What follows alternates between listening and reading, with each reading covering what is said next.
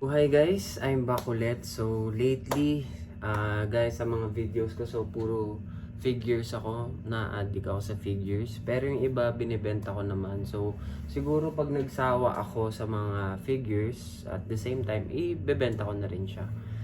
So, update ko lang kayo. So, sa nakikita nyo pala ngayon, yung tatlong waifu, actually, share ko lang. Tatlong crush ko kasi yun sa anime, si Shinomiya sa Kaguya-sama Love is War, and then si Mai sa Kurajima sa ayan. Tapos lastly, ang pinaka-favorite or crush ko talaga si Zero Two. Siyempre si Zero Two sa Darling in the Franxx. So favorite ko yan, crush ko rin si Zero Two. So binili ko yung tatlo na yun for a fair price. So naka-discount tayo ng sobrang laki. And yeah, may binibenta pala ako si Yuji, wala pang bumibili na Taito. So anyway, share ko lang, ito yung pinaka-favorite ko. Sobrang rare na nito. Siyempre, pinaka-idol ko sa basketball, si Kobe Bryant. So McFarlane siya na, number 24. So nagdadunk si Kobe. May bola, kompleto pa naman accessories. Hindi pa naman kalawang yung peg niya. So yun, may konting paint chips lang, pero sobrang mahal na nito sa market, pero nakuha ko to ng loose lang. Mura lang siya. So yeah, wala pang 1,000, nakuha ko siya. So ito yung pinaka-favorite kong figure na meron ako. And never ko siyang ibebenta.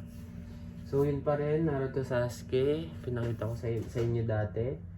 Si Levi, tapos si Sukuna, naka-domain expansion siya.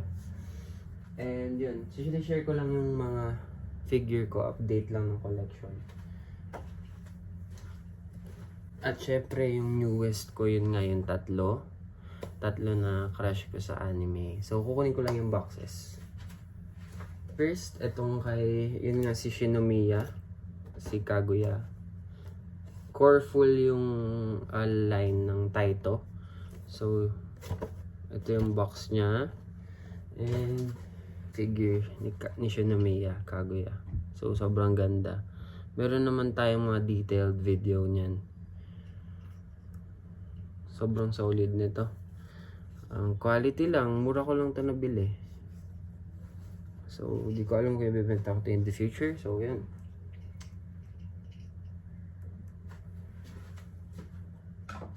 Is syempre si Mai sa Kurajima. So yung title rin siya, yung line niya is Coreful sa title. So ito siya, ito yung box.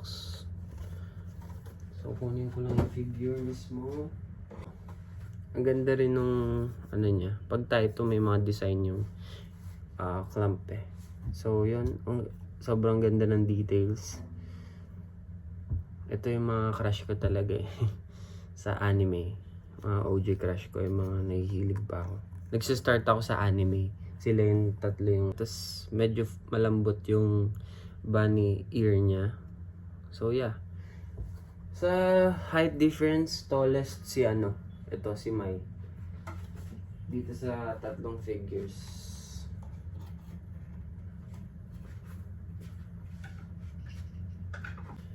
And syempre, last but not least, syempre yung number one crush ko. Syempre, yung girlfriend ko yung number one crush ko. Pero sa anime wise, yung napanood ko kasi Darling in the Franxx, na-hook agad ako. So, pag di nyo pa napanood yun, try nyo guys. Magaganda siya. So, Pop-Up Parade 02. Ito yung box niya. Kakaiba yung box na talaga ng Pop-Up Parade. Plastic siya. Tigas. So, ito yung smallest na figure. So, sobrang ganda ni 02. Ayan siya. Di bali may detailed B-rolls naman dito. So, ang cute nung horns niya talaga. And, to be honest, ito yung pinakamahal. Pero, yung quality niya, parang mas maganda pa yung dalawang Taito na Coreful. So, yun. Pero wala eh. rare na to eh. Rare na yung mga 0 to na figures. Tsaka mahal na. Pero ito, yun. Again, nakuha ko sila sa fair price. So, yun.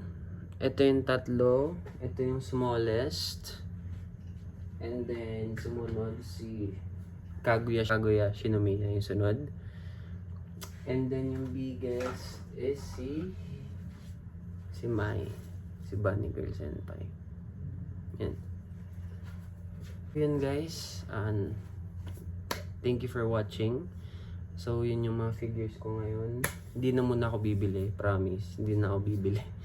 Okay na ako kasi nandyan na yung mga gusto ko. Tapos, yun. Siguro, ayun, enjoy ko na lang. Pag umuwi ako galing trabaho, stress, tignan ko lang sila. So, natutuwa ako. And yun.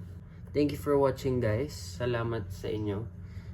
Please subscribe to my channel and like niyo yung video. Sana nagustuhan niyo itong review / updates ko lang or thoughts sa mga figures ko.